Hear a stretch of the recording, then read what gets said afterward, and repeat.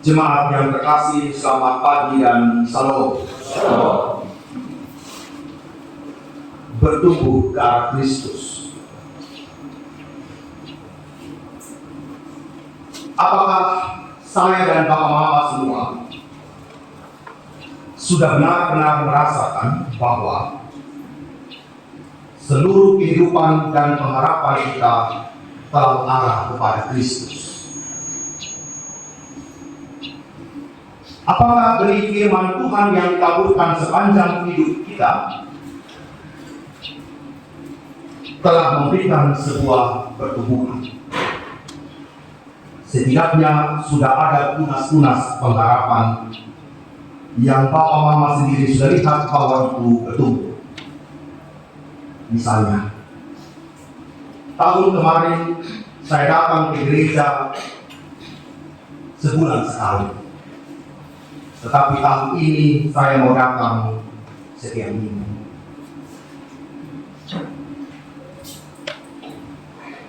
Di tahun-tahun kemarin kalau ada PA di rumah tangga, saya selalu menolak atau menunda. Tetapi tahun ini saya ingin menerima itu dengan segala kekurangan dan keterbatasan. Di tahun kemarin saya melakukan kekerasan terhadap keluarga, memaki-maki anak saya, memukul istri saya, menyalahkan satu rumah kalau ada persoalan. Tetapi tahun ini saya sudah mulai mengurangi kemarahan dan kekerasan saya kepada keluarga.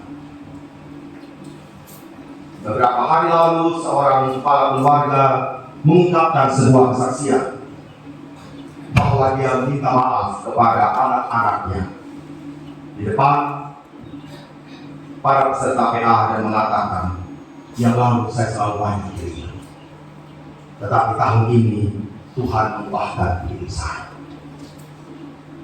Dan ada begitu banyak kesaksian-kesaksian iman yang memang seharusnya mengarahkan seluruh kehidupan kita mengarah kepada Kristus dalam pertumbuhan. Nas Bimbing mengatakan, tetapi bertumbuhlah dalam kasih karunia dan pengenalan akan Tuhan. Artinya kalau kita mau bertumbuh, kita harus menyadari bahwa kasih karunia itu hadir dalam semangat di hidup kita sekalian. Perumpamaan yang disampaikan oleh Yesus tentang biji sesawi. Dulu waktu kecil sedikit biji sesawi saya hadir umpamanya. Ternyata bukan. Biji sesawi kemudian tinggi, bisa di Google. Dan kalau sudah tinggi kayak pohon gamal, kayak pohon baru, dia itu sayur umpamanya. Dan burung-burung datang untuk tinggal di sana. Batangnya besar, daun-daunnya juga, dan bisa untuk bernaung. Dan itu adalah benih yang terkecil di antara seluruh biji-bijian yang ada di muka bumi ini. Sehingga perlu diperhatikan dengan baik. Kalau kita ingin menanam, tentu dimulai dengan bibit yang bagus. Seorang petani tidak bisa menebarkan bibit yang sudah busuk dan lembab, kemudian ditaburkan. Pasti pertumbuhannya tidak bagus. Orang tua zaman dulu, kalau mereka ingin menyediakan bibit jambu itu, kita ingat Pak Mama di Karande, betul tidak Pak Mama? Di Karande, gantung di pohon-pohon supaya benihnya itu bagus. Tidak asal-asalan saja. Kacang hijau itu semua dijemur dengan secara baik, dijemur, dibersihkan, dan bibit-bibit yang bagus itu ditapis supaya saat tanam berikut bibitnya itu bagus. Jadi dalam pemilihan bibit tidak main-main.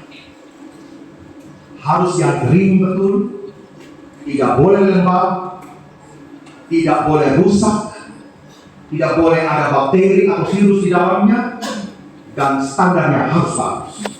Sehingga kalau ditanam, pertumbuhannya itu menjadi bagus. Oleh karena itu, apa yang ingin dikatakan oleh firman Tuhan bagi kita pada hari ini? Yang pertama, kalau tumbuh, bibit itu harus ditanam dulu. Dan kalau ditanam, dia berjumpa dengan tanah. yang tanah itu tidak enak, ada cacing, ada kotoran di sana, ada berbagai macam hal di sana. Tetapi di sana dia harus berada. Papa Mama, kalau kita mau bertumbuh, kita harus mengeringkan semua ego-ego kita. Kalau kita mau bertumbuh, kita harus mengeringkan semua kemalasan-kemalasan kita. Kalau kita mau bertumbuh, kita harus siap bertahan. Tidak boleh kelihatan. Dia harus membersihkan dirinya baik-baik. Kadang-kadang Bapak Ibu dalam kehidupan kita, kita tidak mau bertahan. Ego kita tidak mau ditenggelamkan. Kita hanya mau pamer, bukan tidak boleh pamer, Bapak. Tetapi kadang-kadang kita ingin mengatakan, saya sudah yang paling baik, saya sudah yang paling hebat, saya sudah yang paling oke. Padahal kalau bibit itu mau untuk bertumbuh dengan bagus, dia harus ditanam, tidak boleh kelihatan. Dia harus menenggelamkan dirinya. Dalam bahasa Kristiani kita, di balik kasih karunia Allah. Karena sejatinya yang memberikan pertumbuhan itu adalah kasih karunia Allah. Tetapi kadang-kadang dalam hidup kita bertumbuhnya kadang-kadang secara ritual saja. Kita datang ke gereja, kita bisa melayani, tetapi bukan dalam kasih karunia Allah, sehingga kadang-kadang kita tidak bertumbuh. Apa ciri-ciri seorang pelayan yang tidak bertumbuh? Seorang aktivis gereja yang tidak bertumbuh, seorang jemaat yang tidak bertumbuh. Gampang sekali Bapak. Kalau dikritik dia diem. Kalau dikritik dia langsung melempem, orang bilang kayak peluru. Kayak tahu peluru Bapak ya, kena angin sedikit, riup-riupnya langsung hilang. Tetapi kalau kita mau bertumbuh dalam kasih karunia Allah, mau taruh di tanah sekalipun tidak kelihatan, dia akan tetap bertumbuh Bapak. Mau tidak dianggap juga oleh komunitas, tapi kalau dia punya semangat melayani, orang lain akan merasakan pelayanan. Orang akan merasakan kehadiran kita sebagai hal yang luar biasa. Ini adalah tantangan terbesar bagi orang-orang Kristen yang sedang bertumbuh hari ini. Tidak ada pilihan lain bagi saya, Papa Mama semua. Ketika kita ada di komunitas, ketika kita ada di kantor, ketika kita ada di mana saja, tunas pengharapan itu harus tumbuh dari kita sebagai orang Kristen. Sebentar lagi kita musim politik. Jangan sampai yang maki-maki orang di FB, yang sindir-sindir orang di FB itu adalah orang Kristen. Berarti kita tidak bertumbuh ke arah Kristus. Kita masih mengandalkan keakuan dan diri kita. Tidak mau ditahan. Tidak mau berorganisasi, tidak mau bersosialisasi berdasarkan kasih karunia Allah. Yohanes Calvin, tokoh-tokoh reformasi tahun 1600, kenapa bisa berjuang terhadap kekristenan yang harus hadir dalam semua sendi kehidupan baik pemerintah, di kerajaan, di mana saja saat itu. Mereka bertahan karena kasih karunia Allah. Mereka hidupi sebagai sebuah komunitas, sehingga Kristen itu bisa berkembang sampai hari ini. Bapak Ibu gereja kita benar-benar orang yang merasakan kasih karunia Allah. Mereka mau ditanam. Mereka siap hidup di dalam tanah. Mereka siap harus hidup dengan segala macam hal-hal bau yang mungkin tidak enak. Dan gereja ini, jemaat Nusantara, benar-benar berdiam tumbuh di dalam kota ini, di tanah garam ini, di tanah yang tidak penuh dengan kepastian mungkin kita rasakan di masa lalu. Tetapi orang tua kita berdiri gereja ini optimis bahwa gereja ini harus bertumbuh hari. Kalau dihitung, saya baru 9 tahun dengan masa dikali 9 bulan. Bukan saya yang datang ke situ. Tetapi kita harus ingat Tuhan Tuhan bekerja dengan kasih karunia-Nya dengan orang tua kita, sehingga gereja ini bertumbuh sampai hari ini. Benih itu sudah ditanam. Pertanyaannya adalah, apakah kita generasi hari ini mau merawat dahan-dahan pohon supaya dia berbuah? Jangan sampai kita datang bakar itu pohon, potong itu pohon, dan tidak meninggalkan bekas sama sekali. Oleh karena itu, kalau kita mau bertumbuh, matikan dulu seluruh kepentingan kita, agar hanya Tuhan yang bekerja dalam kasih karunia. Hal yang kedua, Allah yang mengontrol seluruh pertumbuhan manusia dengan kuasa kudus. Pada ayatnya yang ke-31 dan 32 ya. Pada ayat yang ke-28, 27, pada malam hari dia tidur dan pada siang hari dia bangun. Seorang petani tidak jaga berapa jam, itu bibit, itu benih. Bagaimana dia harus bertumbuh? Dia pulang, dia tidur, besok dia datang, dia lihat lagi, tiba-tiba tunas sudah. Apa yang mau ingin dikatakan? Allah yang mengontrol seluruh pertumbuhan iman manusia. Tugas kita menabur benih. Tetapi ketika dia bertunas daun 1 mm, 2 mm, hingga menjadi 1 meter, 2 meter, itu adalah nasihat Tuhan. Dia harus bertumbuh dalam pemeliharaan Tuhan. Mulai dari persemaian, pertumbuhan, hingga masa panen, seorang petani tidak dapat menjelaskan pertumbuhan itu. Allah yang memegang kendali atas rahasia kehidupan kita. Mama yang terkasih, jika hari ini kita merasakan perubahan-perubahan penting di tengah-tengah keluarga kita, itu karena Allah yang mengontrol. Sehingga Mama jangan mengatakan bahwa Allah tidak hadir dalam hidup.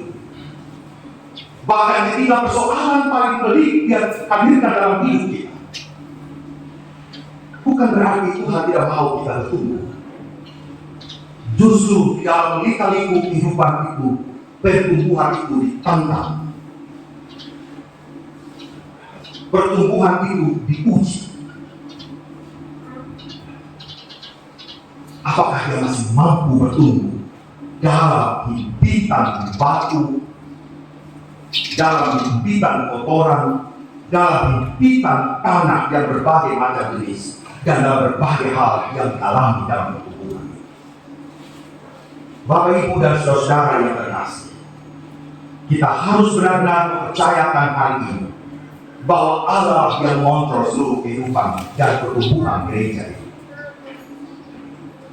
Ketika setiap saat kita menaburkan firman Tuhan, jangan sampai ada nada-nada pesimis di dalam hati kita.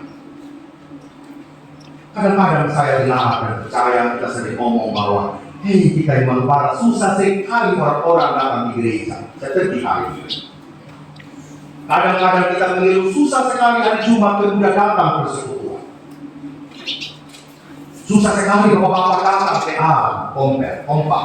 Susah sekali ibu-ibu datang PA, kompak, dan semua hal kita keluhkan. Bapak Mama, rasanya kita harus bertobat dari itu semua. Yang merubah komunitas ini adalah kita sendiri. Kita tidak bisa menyerahkan tanggung jawab ini kepada siapapun juga. Yang bisa merubah orang Malupara adalah orang Malupara sendiri. Tidak ada hal yang lain. Ibarat bibit, ibarat tanah. Malupara ini bibit-bibit terbaik ada di sini. Lahan terbaik ada di sini. Tapi pertanyaannya adalah, apakah kita mau berusaha di dalam semua kemungkinan itu? Tidak bisa kita menafik Allah mengontrol kita, tetapi kita juga ingin mengontrol diri kita sendiri. Kemalasan di dalam hati kita, ketidakpedulian di dalam hati kita terhadap komunitas bisa saja mempengaruhi apa yang terjadi hari ini.